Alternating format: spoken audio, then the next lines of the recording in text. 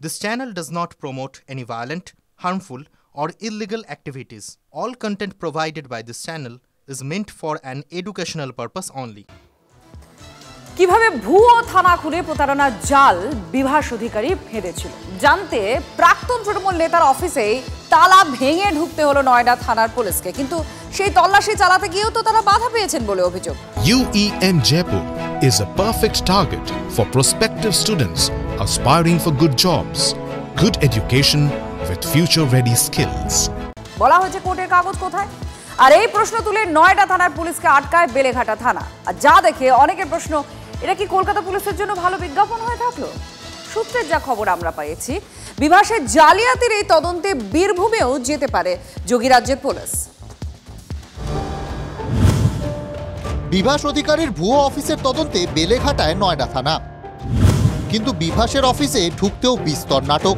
Search warrant থাকার পরও নয়ডা থানাকে বাধা বেলেঘাটা থানার। শেষ পর্যন্ত তালা ভেঙে বিভাসের ফ্ল্যাটে ঢোকে নয়ডা থানার পুলিশ।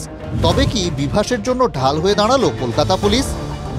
মঙ্গলবার তল্লাশি ঘিরে দিনভর চলে টানাপোড়েন। আদালতে ছুটতে গিয়ে গুরুত্বপূর্ণ কয়েক ঘন্টা নষ্ট হয় যোগী আদিত্যনাথের রাজ্যের পুলিশের। তারপর আদালতের নির্দেশ সঙ্গে করে বেলেঘাটা থানার ফুলবাগানে যায় নয়ডা থানার পুলিশ। তখন অবশ্য সঙ্গে ছিল রাজ্যের পুলিশ।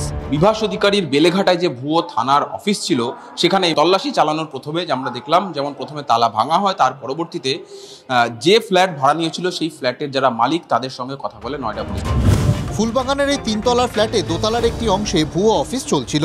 সূত্রের খবর, তদন্তকারী অফিসাররা ফ্ল্যাটের লোকজনের থেকে জানতে চান কি উদ্দেশ্যে অফিস খোলা হয়, কতদিনের চুক্তিতে নেওয়া হয় অফিস, কাদের যাতায়াত ছিল অফিসে।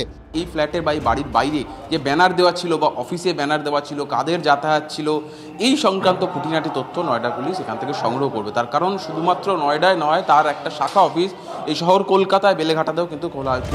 একসময় নলহাটি 2 নম্বর ব্লকের তৃণমূল সভাপতি ছিলেন বিভাস অধিকারী। প্রাথমিক নিয়োগ দুর্নীতি মামলায় যুব তৃণমূলের প্রাক্তন নেতা কুন্তল ঘোষ গ্রেফতার হওয়ার পর বিভাসের নাম উঠে আসে। আর প্রাক্তন পর্ষদ সভাপতি তথা তৃণমূল বিধায়ক মানিক ভট্টাচার্য গ্রেফতার হওয়ার পর আমা স্ট্রিটে বিভাসের একটি ফ্ল্যাটের তল্লাশি চালায় ইডি।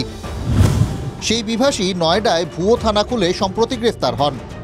বিভাসের প্রতারণার আরও কীর্তি সামনে এসেছে। কানাডার এক প্রবাসী ভারতীয় সঙ্গে লক্ষ লক্ষ টাকার প্রতারণা বিভাস অধিকারীর। এক আইপিএস এর নাম করে ফোনে 18 লক্ষ টাকা চান প্রাক্তন তৃণমূল নেতা। ইন্দোনেশিয়ার একটি ব্যাংক অ্যাকাউন্টে টাকা নিয়ে সেখান থেকে হাওয়ালার মাধ্যমে টাকা নেন বিভাস। সুজয় পালের রিপোর্ট, TV9 বাংলা।